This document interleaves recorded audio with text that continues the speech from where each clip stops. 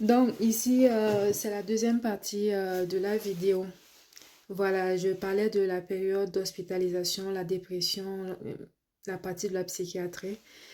Et après ça, quand je suis sortie de l'hôpital, je suis rentrée chez moi. J'étais contente de retrouver les miens, mes enfants et tout et tout. J'étais en pleine forme, décidée. C'est pourquoi j'ai décidé d'ailleurs, entre parenthèses, de commencer le ministère, de témoigner, de raconter ce que Dieu a fait chez moi. Et je sais que les femmes ont besoin de ça. Les femmes ont besoin d'entendre ça. Donc, je suis rentrée à la maison, j'ai commencé à me poser des questions. Je voulais savoir qui j'étais, pourquoi il y avait toutes ces voix qui me parlaient, pourquoi moi, petite fille, je me levais, je priais pour les gens et puis ils venaient me dire que ça a marché et puis tout. Je voulais savoir qui j'étais. Et en ce moment, je partais consulter. Je partais consulter, j'avais des marabouts, j'avais des choses. J'avais un ami même, quand ça chauffait, c'est après que j'ai su. En fait, quand il avait besoin d'argent, il m'appelait. Oh, j'ai fait un rêve sur toi. Il faut qu'on sacrifie un mouton ou un bœuf, des choses comme ça. Et chaque fois, j'envoyais de l'argent par peur. Dieu merci pour cette délivrance. Donc, je partais consulter. Voilà. Et moi, pour me rassurer, je me disais que non.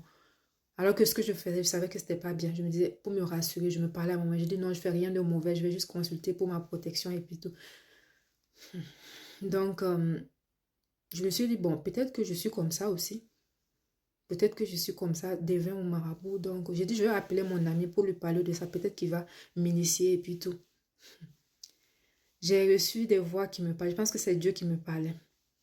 Il m'a dit, je ne veux plus que tu ailles là-bas.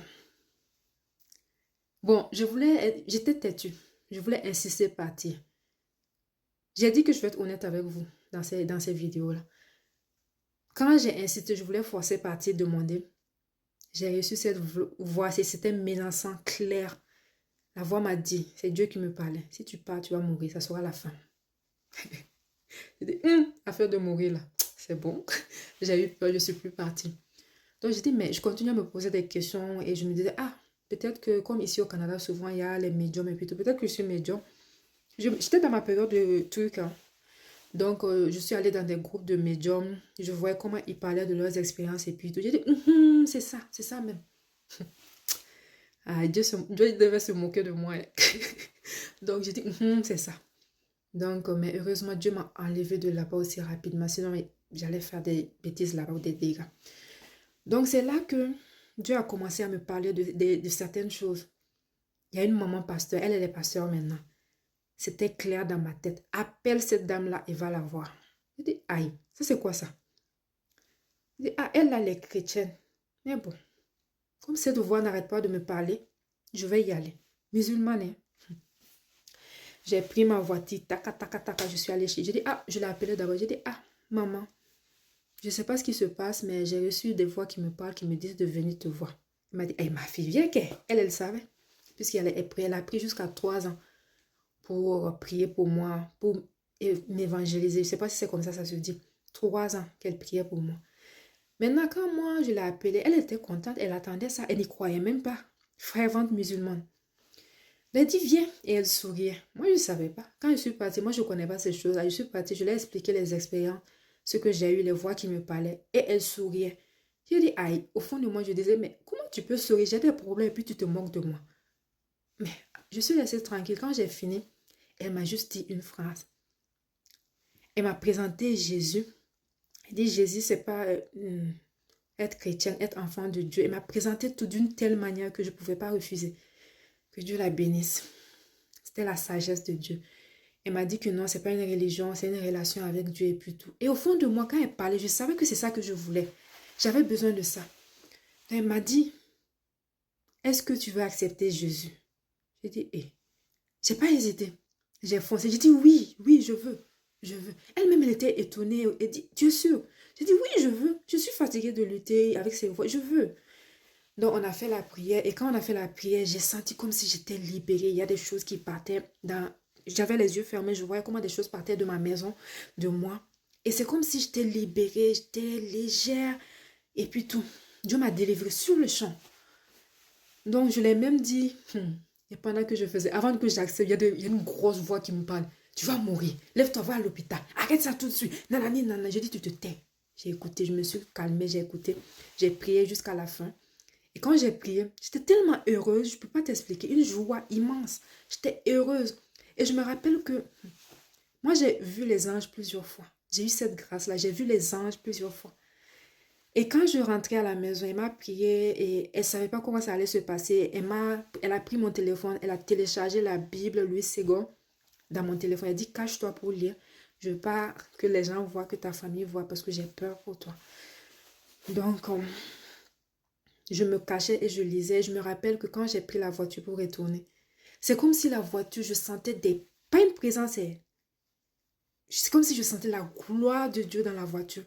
Je sentais des présences, des anges qui m'accompagnaient dans la voiture et j'étais heureuse. Je ne faisais que sourire. Et quand je suis venue à la maison, j'ai commencé à prendre soin de moi. J'avais des vilaines robes que je mettais tout le temps. Mon mari même était énervé. Il me parlait tout le temps, prends soin de toi et tout. Je ne l'écoutais pas. Donc j'ai pris, j'ai tout jeté. Je prenais soin de moi. Je faisais des gommages. J'ai acheté des nouveaux habits. Je me coiffais tout le temps. Lui-même, il ne savait pas. J'avais peur de lui dire. Je ne savais pas comment il allait prendre la nouvelle. Il ne savait pas. Donc, je me cachais. Mais il a vu cette transformation en moi. Comment moi qui étais impulsive, je le respectais maintenant. Je parlais doucement. J'étais aimable. Je souriais. Il dit, aïe. Et c'est après qu'il m'a révélé que, honnêtement, quand il a vu ce changement en moi, premièrement, il pensait que j'avais quelqu'un d'autre dans ma vie. Et je me rappelle qu'un jour, il m'a demandé, mais qu'est-ce qui se passe dans ta vie maintenant? Bon, j'étais, ce qui est sûr, je ne peux pas te dire. Mais ce qui est sûr, ne t'inquiète pas, je ne te trompe pas. Mais ce qui est sûr, je suis trop contente. Mais ce qui est sûr, je ne peux pas te dire. Non, mais pendant ce temps, je priais à Dieu, que Dieu se révèle à lui, afin que lui aussi, il vienne. Et afin qu'il accepte Jésus et afin que... Bon, même s'il n'accepte pas, mais qu'il accepte ma décision, qu'il ne se fâche pas, qu'il ne dise pas qu'on se sépare. Et puis, je priais chez moi. Et c'est comme ça que Dieu a fait. C'est pourquoi ne laissez jamais la prière. Mon mari, c'était un pratiquant. En fait, à un moment donné, il y a eu des problèmes entre nous parce qu'il voulait que je me voile. Il voulait des choses comme ça. Il voulait que je pratique la prière. Donc, c'était tout le temps des conflits. Et moi, je ne voulais pas faire ces choses-là. Donc, quand j'ai accepté Jésus, c'est à lui que j'ai pensé. J'ai dit, Seigneur, j'espère qu'il ne va pas me dire qu'on arrête la relation. Dieu est fidèle. Mais chaque fois je priais, je disais à Dieu, Seigneur, le jour où il va prendre, je ne veux pas qu'il se fâche et puis je veux qu'il accepte ma décision. Et c'est comme ça que ça s'est passé. Ce que j'ai demandé à Dieu, c'est ça qu'il m'a donné. Moi, je ne peux pas laisser ce Dieu-là. Il est le chemin, la vérité et la vie. Je n'ai pas fait un mauvais choix. Je sais ce que j'ai laissé et j'ai réfléchi avant de prendre ma décision. Et je sais ce que Dieu a fait dans ma vie. Quand j'ai accepté Jésus, donc, comme ça, je ne vais pas trop rentrer dans les détails. Le jour où il va accepter que je vienne parler de ça, je vais venir parler de ça. Je vais respecter sa vie privée aussi. Mais il a accepté, il me laisse faire. Il ne me juge pas. Il n'est pas fâché après moi. Il me laisse faire. Donc, c'est ça. J'ai accepté Jésus en 2019. Et avant, j'avais peur. J'avais honte de parler de ça. Je me cachais. Je me disais, si je parle de ça, comment les gens vont prendre la nouvelle? Ils vont me juger, ils vont se fâcher, ils vont me réunir. J'avais peur. Je l'avoue aujourd'hui, j'avais honte. Mais maintenant, excusez-moi du terme, ce n'est pas un problème pour moi. J'ai accepté Jésus depuis 2019 et je demande pardon à Dieu pendant tout ce temps où je me suis cachée. J'ai eu honte. Maintenant, c'est fini. Je vais affirmer ma foi. Je vais parler de Dieu. Les gens qui vont m'aimer vont m'aimer. Les gens qui veulent partir vont partir. Ce n'est pas un problème. Donc, j'ai décidé de parler de Jésus. Il faut que les gens voient, découvrent ça. Qu'ils découvrent la vérité. Que les gens